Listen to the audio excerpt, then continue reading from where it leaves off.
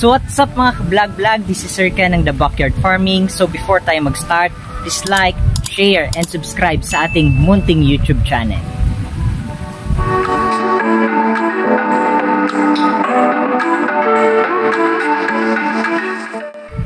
So mga ka-vlog-vlog, nandito ngayon tayo sa ating munting farm kung saan nakikita nyo naman, nasa likod ko yung ating munting poultry house kung saan nandyan yung ating mga alagang layers. So nandito naman tayo sa area kung saan, tignan natin mga ka-vlog-vlog, papakita ko.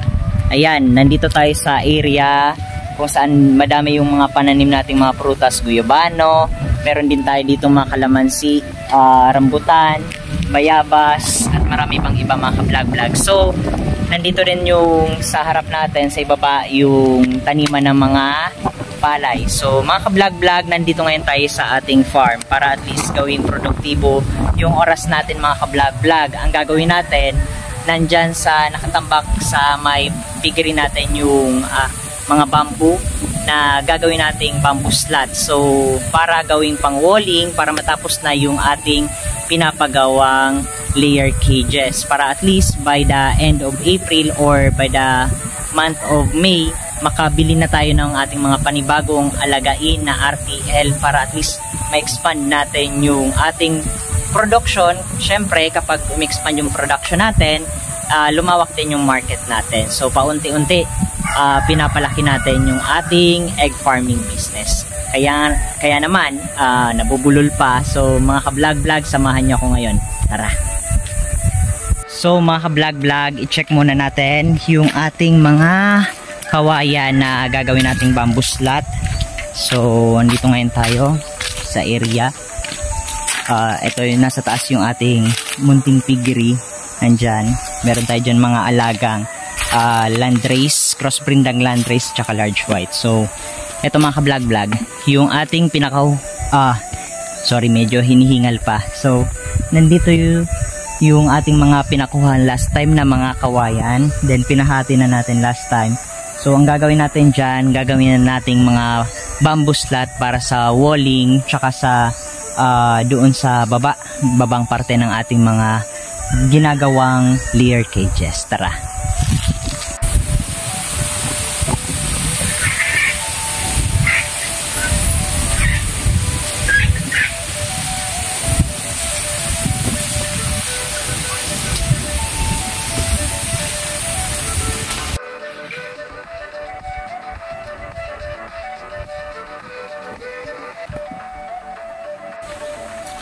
So ito na nga mga ka-vlog-vlog, feeling carpentero tayo for today.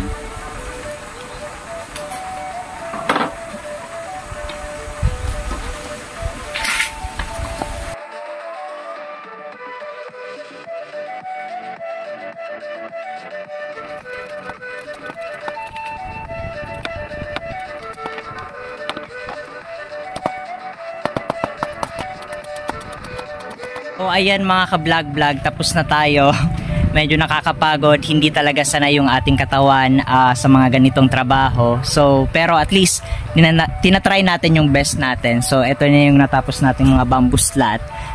Marami pa yan doon sa loob. Almost nakatatlo tayo ng mahabang bamboo na ginawa nating bamboo slat. So ito na yung ano natin, bamboo slat ngayon na naputol. Medyo nabubulal pa. So akala ko kayang tapusin natin, marami tayong matatapos ngayon, pero hindi talaga sana yung katawan natin sa ganitong trabaho mga ka-vlog-vlog. So ngayon ang mangyayari mga ka-vlog-vlog, punta tayo dito sa ating poultry house. Medyo nakakapagod. Hindi talaga tayo sanay, pagpasensya nyo na mga ka-vlog-vlog. So eto, nandito yung ating mga alagang RTL. Konting bisita lang, pasilip lang tayo ngayon dito mga ka-vlog-vlog. Then ito yung mga harvest natin kaninang around 2 PM nag-harvest na tayo kasi ayoko magabihan ako sa pag-harvest ngayon. Almost 2 trays ulit, and may mga pahabol pa ngayong hapon around 4 PM. Ayan yung mga harvest natin ng mga i-harvest na mga pahabol pang itlog ngayong hapon. So ito naman, ito yung tinatapos natin na layer cage. So isang mahaba to, So, ang mangyari niyan, 6 sa taas, 6 din sa baba. So, bali, 2 battery type lang to.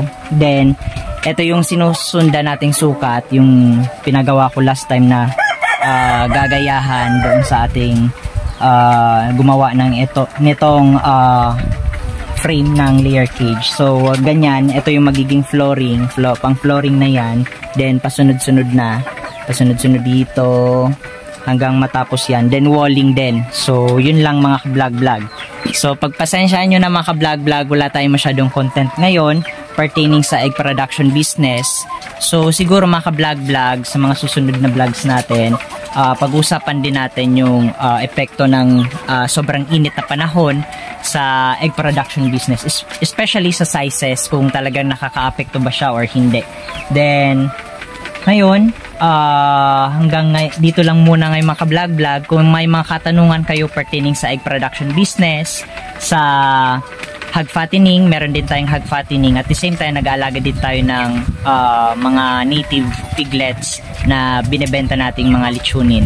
So, feel free to us, just comment down below. Then, siguro, pwede nyo din akong message sa ating Facebook page na The Backyard Farming. Ito yon.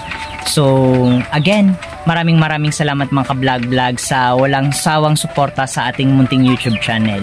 So, again, bawal tayong tamarin kasi hindi tayo mayaman. So, kailangan natin to. Siguro, yun din yung payo ko sa ating mga ka-vlog-vlog na sipag lang, yung pagod nandyan, pero fulfilling naman, lalo na kapag nangyayari yung gusto natin. So, kung hindi man nangyayari yung gusto na ngayon natin, in God's will, in God's time, siguro, darating at darating yan. So, maraming salamat again mga ka-vlog-vlog.